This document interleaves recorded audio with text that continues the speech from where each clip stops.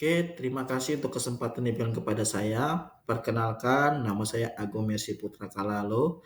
Saya dari kelas MJ 301, yang dimana hari ini saya akan mempresentasikan tugas UAS dari pendidikan PKN, dengan dimana dosen pembimbing sini ada Bapak Yusuf Setiadi. Oke, untuk judul tugas saya ambil dari satu sesi yaitu dinamika ketahanan nasional, yang dimana di sini main pusatnya adalah menjaga ketahanan nasional dari gerakan Papua Merdeka. Kita masuk yang pertama, abstrak. Gerakan Papua Merdeka ini merupakan perjuangan yang menuntut otonomi dan hak politik bagi masyarakat Papua di Indonesia. Dalam beberapa dekade terakhir ini, gerakan ini telah menjadi fokus perhatian internasional karena kompleksitasnya yang melibatkan isu-isu politik, sosial, ekonomi, dan budaya. Nah, makalah ini mengeksplorasi sejarah, dinamika, tantangan yang dihadapi oleh gerakan Papua Merdeka. Penelitian ini menggunakan metode analisis sekunder, dan tentunya dari kesimpulan analisis ini memberikan pemahaman yang lebih mendalam tentang isu-isu kritis yang melingkupi gerakan Papua Merdeka dan menawarkan rekomendasi untuk solusi yang inklusif dan berkelanjutan dalam upaya penyelesaian konflik Papua. Latar belakangnya. Nah, kita tahu sendiri Papua ini merupakan satu provinsi paling timur di Indonesia yang memiliki luas itu hampir 422.000 km persegi. Provinsi ini berbatasan tetangga dengan Papua Nugini. Nah, Papua ini memiliki sejarah panjang yang penuh dengan konflik. Sejak zaman penjajahan Belanda, Papua telah menjadi wilayah yang diperebutkan oleh berbagai pihak karena cadangan atau sumber daya alamnya yang luar biasa. Nah, gerakan Papua Merdeka ini muncul sebagai respon terhadap sejumlah isu yang menjadi perhatian masyarakat Papua. Di antaranya, satu, sejarah kolonialisme yang kita tahu sendiri. Yang kedua, otonomi dan identitas.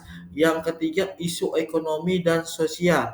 Keempat, ada konflik dan hak asasi manusia. Dan terakhir, tuntutan kemerdekaan. Apa sih yang membuat gerakan lepas ini dipengaruhi oleh apa? Ada berbagai faktor lain. Yang pertama itu kebijakan pemerintah yang dianggap diskriminatif. Pemerintah Indonesia dinilai telah menerapkan kebijakan yang diskriminatif terhadap masyarakat Papua. Hal ini terlihat dari apa? Kurangnya perhatian pemerintah terhadap pembangunan di Papua, serta banyaknya kasus pelanggaran HAM yang terjadi di wilayah tersebut. Yang kedua, keterlibatan pihak asing.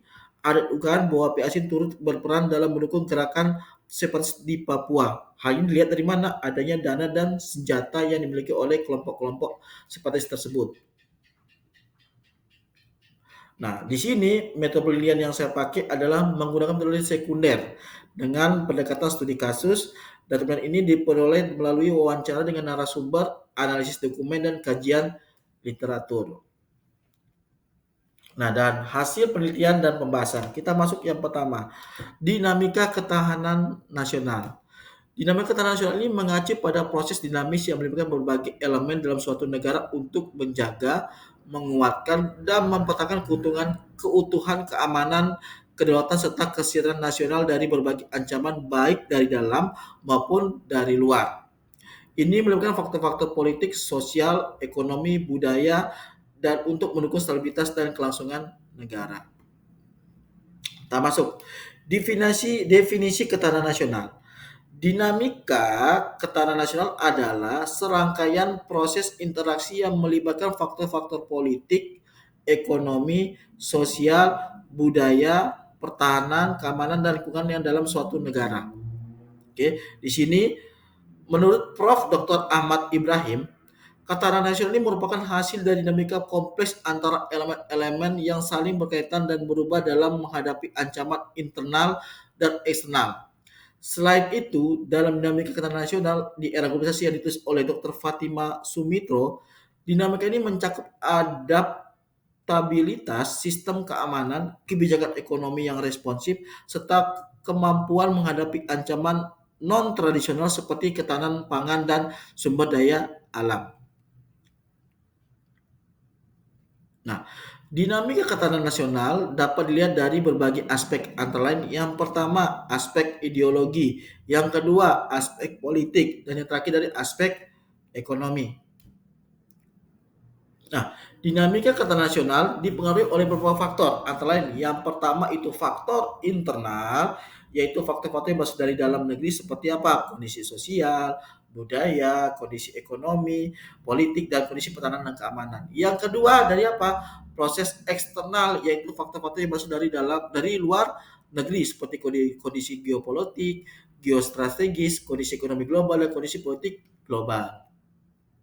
Nah, perkembangan gerakan Papua Merdeka. Yang pertama itu gerakan Papua Merdeka telah mengalami berbagai perkembangan selama beberapa dekade terakhir. Pada awalnya gerakan ini dipimpin oleh organisasi lokal seperti apa? Ada OPM, itu Papua Merdeka, ada Front Pembela Nasionalis Papua Barat. Namun seiring berjalannya waktu, sekarang ada kelompok-kelompok yang ikut campur, yaitu kelompok politik, kelompok agama, dan kelompok mahasiswa. Yang kedua, tahun 1998 terjadi reformasi Indonesia yang menyebabkan perubahan politik di berbagai daerah, termasuknya juga Papua. Dan yang ketiga itu pada tahun 2022, Indonesia di sini dan Papuanis menandatangani perjanjian New York yang bertujuan untuk menyelesaikan konflik di Papua. Perjanjian ini menetapkan bahwa Indonesia dan Papua Nugini akan bekerja sama untuk meningkatkan pembangunan di Papua. Nah, dampak Papua Merdeka itu apa aja? Yang pertama, kerugian material dan korban jiwa tentunya. Kedua, gangguan stabilitas keamanan. Dan yang ketiga, polarisasi masyarakat Papua itu sendiri. Nah, oleh sebab itu apa upaya dari pemerintah untuk menyelesaikan konflik di Papua? Yang pertama itu meningkatkan pembangunan di Papua. Yang kedua, meningkatkan penegakan hukum di Papua. Dan yang ketiga lagi melakukan dialog dengan tokoh-tokoh Papua dan masyarakat sekitar. Sebagai contoh ini, pembangunan, penegakan hukum, dan dialog. Nah, strategi untuk meningkatkan dinamika ketahanan nasional, yang pertama itu adalah meningkatkan kesadaran dan wawasan kebangsaan. Yang kedua, meningkatkan kualitas sumber daya manusia. Yang ketiga, peningkatan pembangunan ekonomi, meningkatkan stabilitas politik, dan yang terakhir, meningkatkan pertahanan dan keamanan.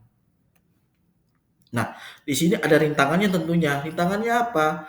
Rintangan saat ini adalah yang terjadi di Papua adalah kekerasan terus dilakukan oleh kelompok-kelompok separatis. Yang kedua, keterlibatan pihak asing. Dan yang ketiga, polarisasi masyarakat Papua itu sendiri. Nah, kita masuk ke kesimpulan. Kesimpulannya adalah dalam menjaga ketahanan nasional dari dinamika yang terkait dengan gerakan Papua Merdeka diperlukan pendekatan yang holistik dan inklusif. Gerakan ini tidak mencerminkan perjuangan politik, tetapi juga aspirasi hak-hak sosial, budaya, politik, dan masyarakat Papua. Yang pertama itu menciptakan ruang dialog yang terbuka dan inklusif antara pemerintah dan pihak-pihak yang terkait. Juga tentunya sini kelompok-kelompok separatis juga. Selanjutnya pemerintah juga perlu memberikan perhatian serius terhadap peningkatan kesejahteraan di pembangunan di wilayah Papua. Apalagi perlindungan hak asasi manusia yang adil menjadi esensial dalam menjaga kestabilan dan mendapatkan kepercayaan dari masyarakat Papua, dan memadukan pendekatan politik, ekonomi, sosial, hukum, dan pendidikan dapat diciptakan landasan yang kokoh untuk menjaga ketahanan nasional dari dinamika yang berkaitan dengan gerakan Papua Merdeka. Langkah-langkah ini didasarkan dialog inklusif, pembangunan yang berkelanjutan diharapkan dapat membawa perubahan yang positif yang substansial bagi Papua dan juga bagi integritas kesatuan dan kedaulatan negara Indonesia secara menyeluruh.